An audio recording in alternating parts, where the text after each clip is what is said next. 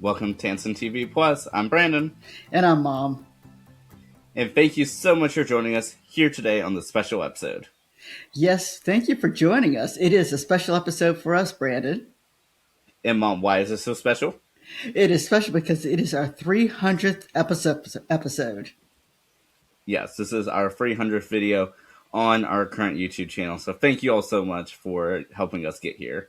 Yes, thank you so much for doing so. But Mom, this wouldn't be possible without you, and so how are you doing today? Brandon, I am doing fine. I'm doing fine. I've enjoyed the last 300 episodes. I've enjoyed, watching all these shows with you and the family.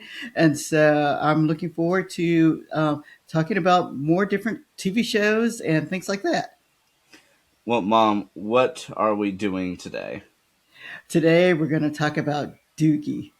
Yes, so we're speaking about Doogie Kameāloha MD, and this released, I believe, in 2021 on September 8th. Yes, it did. And we're once more talking about the first episode. Yes, and so, Mom, are you ready to go ahead and get started with the episode titled Aloha, the Hello One?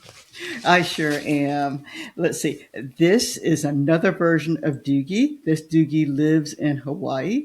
Once more, we have a young doctor. Doogie is 16 years old. She's beginning her medical career. She's taking her driver's license and driver's test for her driver's license. And she also, unfortunately, loses her first patient. And so this kind of mirrors the other Doogie Howser, but I know we'll talk about that in a little bit. Well, Mom, thank you so much for that. You're welcome, Brandon.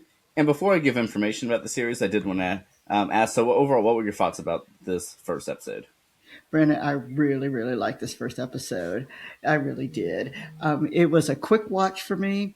I thought it only took one time. I did watch this. I will say we both watched this series originally when it aired, and we saw both seasons of the show.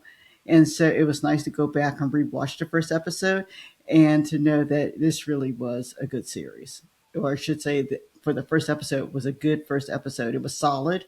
It kind of showed every dynamic possible, but then it also showed her having fun at the same time. Yes, it definitely did. And so, for a little bit of background, so the show had two seasons, a total of 20 episodes. The first season released September to November 2021 on a weekly basis. And the second season was after Disney Plus changed up its strategy and it released all at once in March of 2023. Yes. And Mom, I know that to let the audience know is that we actually watched this when it was originally on. But Mom, did you remember this first episode? I did. I did. I remember bits and pieces of it, and so it was nice to see it all put back together again. Yes, and I know in the time since then, of course, we reviewed the first episode of the series. It's sort of based on, which we'll get into in a moment, Doogie Howser, MD. And you said that you noticed the similarities between the two episodes. I did. I did. Now I will say this is going off of memory because I have of course rewatched Doogie, the first version of Doogie Howser, but that was quite a little bit while ago. I mean, I did watch Doogie when it was on air, and the first episode was memorable for me at that time too. Neil Patrick Harris and I we're close to the same age, and so anyway, so it mirrored. I thought they did a nice job of mirroring each other, and so some reasons why it mirrored. They both are young doctors, of course, especially at being 16. They're very young doctors. They are both beginning their working in their practice or learning their craft, per se. They are both working in the emergency room at some point in time. They both end up performing a procedure on someone on the first episode. They both are getting their driver's license or trying to take their test to become for their driver's license. They both go on their first date, or what we assume is their first date in the first episode. And then they both first experience a patient loss in the first episode. And and so they did, and I thought, and the only difference goes from one male and one female, but I thought they did a nice job of just kind of blending them both together. And but they both, it was not dated in how they did it. They were able to shine in their own time period. Yes, and the way that they sort of explain the connection between the two shows, for those tuning in, is that for Doogie Kameāloha MD. They have it where the original series Doogie Howser was a fictional series, that they had watched or some of the older characters had watched, and so the main character of this show, Lahela Kameāloha, they nicknamed her Doogie because they remind her so much of the character of Doogie Howser from that show. Yes. And one last thing I left out, they both have a friend who climbs in their window and speaks with them. And then I forgot the most important thing. They both are reflective in their work and they both keep some sort of a journal. Yes. And Mom, are you able to go a little bit further into that? Which part? The journal part? Yes. Oh, yes. They both, like I said, they both have a computerized journal. Of course, the original Doogie was just basically, typing in, as he would have done at that time period, since that took place in the, I think, late 80s, early 90s, I think. But um, but with the new version, of course, she is just speaking, and so which is nice. So she's just kind of doing a video chat type of journal. Yes. And the original series was 1989 to 93. Yeah, thank you, Brian. But yeah, I will say that, I mean, even of the original Doogie Howser series, that the journaling part with the computer, I think, is to be one of the most memorable parts of the series. It is, and I was jealous of that journaling, how he was able to do that, and I wondered, of course, it's like, what program am I using in order to do that? But yes. Yes. And I will say that something I like that they were able to do for the new series Doogie Kameāloha MD is that they were able to let it be its own show, but still have those moments that are paralleled. And one of them is even like with the theme song, where this series does not have a per se a proper theme song in the way that we think about it, but it does have a little intro sequence that mirrors that of Doogie Howser. Yeah, it sure does.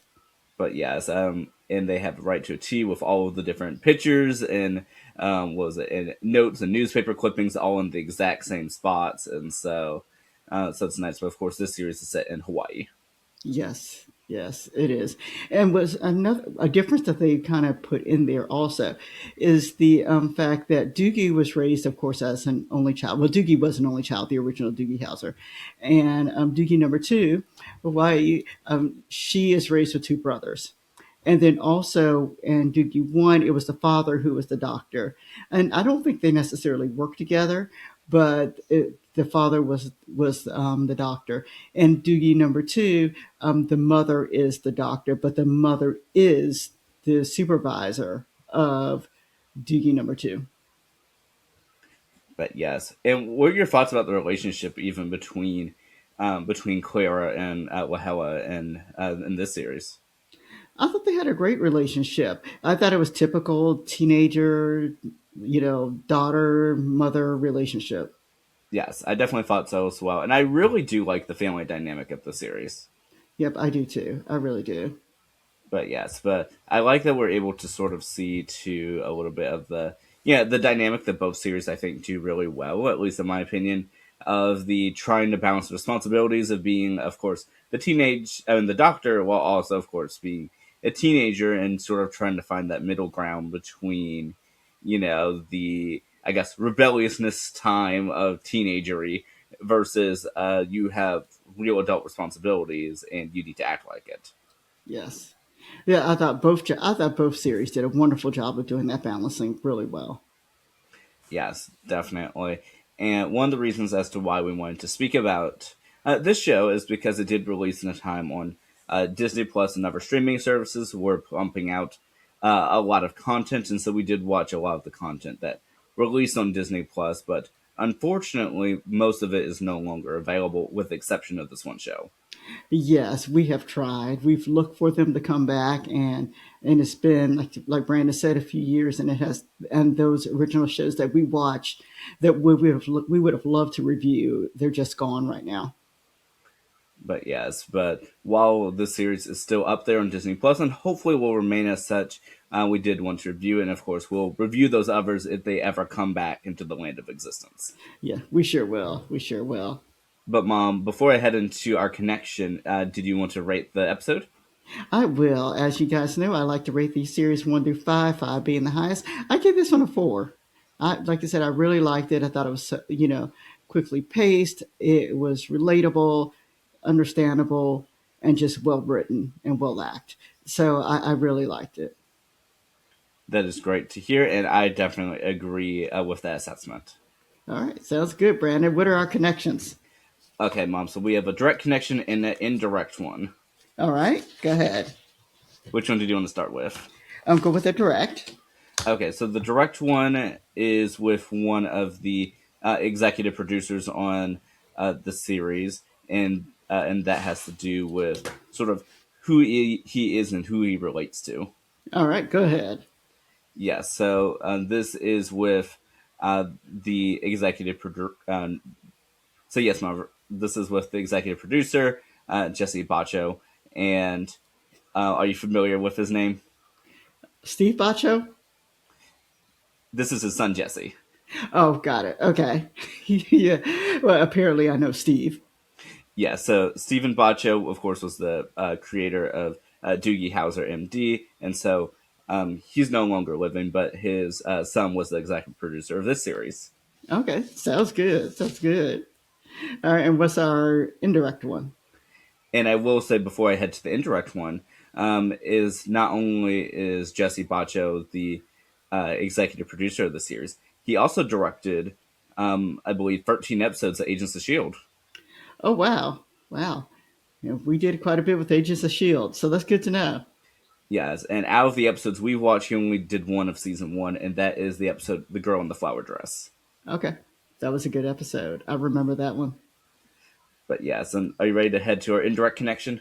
I sure am. Yes. So the showrunner of the series is Courtney Kang, and she was actually one of the co-executive producers of Fresh Off the Boat. Okay, sounds good. Sounds good. I say anything else that you'd like to discuss with the series, Brandon?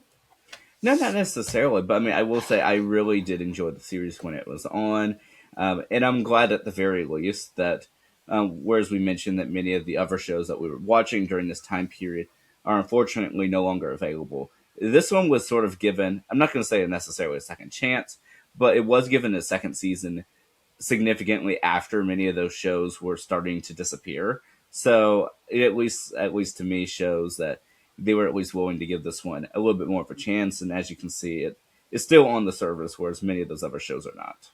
Yes. Yeah. And well, we thank everybody for watching our 300th episode. And we are really enjoying doing this. And we will see you next time. Have a wonderful day. All right. Bye bye, everybody.